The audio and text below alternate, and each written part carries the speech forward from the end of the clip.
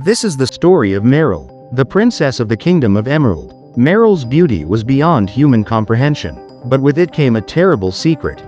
When the princess turned 16, the shadow of an ancient witch fell upon her. Consumed by jealousy, the witch cursed Mehral. "Princess, you are so proud of your looks, aren't you? From this day forward, whoever meets your eyes will be turned into a stone statue forever."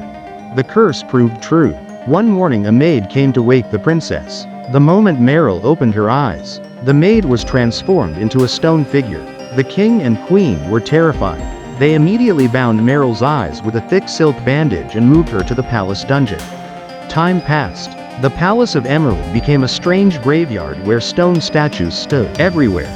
The unfortunate people who had accidentally looked into the princess's eyes. Princess Mehral lived with her eyes shut. When she cried, her tears soaked the bandage, but she could not remove it. Her beauty had become her prison. The king declared that whoever could break the curse would be given half the kingdom. Years later, a young magician scientist named Xavier entered the palace. He told the king, "I can cure the princess, but I must go alone into her chamber." The king granted permission. Xavier carried no sword or medicine, only a large, full-length mirror. Xavier went down to the dungeon. The princess sat curled up in a corner.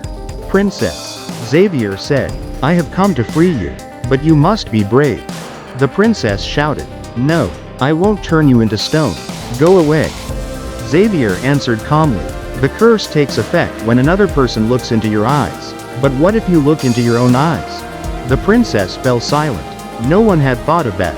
Magic often has rules that can be turned back on themselves. Xavier placed the big mirror right in front of Mehral and hid himself behind a wall. He called out, "Mehral, uncover your eyes and look straight into the mirror. If this curse can be broken, it will destroy your reflection, and perhaps free you." It was a gamble of life and death. If the plan failed, the princess herself would become stone. Her hands trembling, Mehral slowly untied the silk bandage. After years, she lifted her eyelids. The mirror faced her. As soon as her gaze met her reflection, a loud explosion echoed through the dungeon. Mehral's image in the mirror began to darken.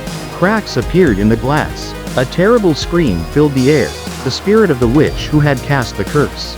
Mehral felt as if her body were being pulled. Her feet stiffened, her waist hardened, her neck tightened. Xavier felt everything from behind the wall but could not step out. Then suddenly, snap! The mirror shattered into 1,000 pieces.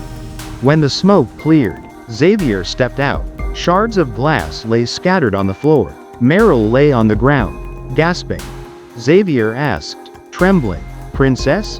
Mehral raised her head and looked at Xavier. He had kept his eyes closed. A moment passed, then another. Xavier was still alive. He had not turned to stone. The curse was broken, but it came at a price. When Mehral looked at her face in a shard of the broken mirror, she was shocked. The dazzling, bewitching charm that had once stunned the world was gone. She was now an entirely ordinary-looking girl. The deadly magic in her eyes had vanished, replaced by a normal human gleam. The beauty that had been her torment had been swallowed by the mirror. The king celebrated. People were astonished that the princess was no longer beautiful, but Mehral was happier than she had ever been in her life. For the first time she could walk in the garden, meet people, and look up at the sky.